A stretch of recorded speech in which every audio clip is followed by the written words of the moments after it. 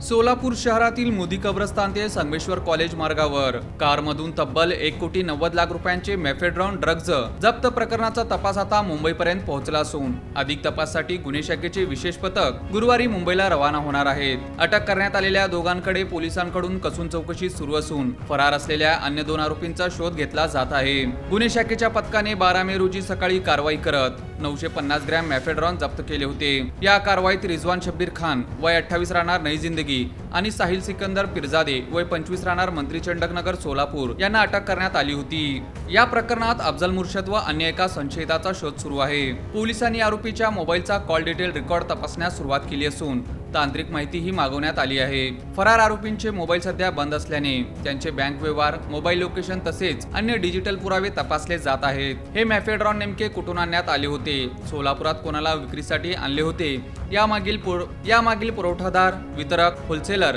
आणि ग्राहकांची साखळी काय आहे याचा पोलिसांकडून सखोल तपास सुरू आहे। सोलापुरात ड्रग्जचे जाळे किती खोलवर पसरले आहे याचाही शोध पोलिसांकडून घेतला जात आहे।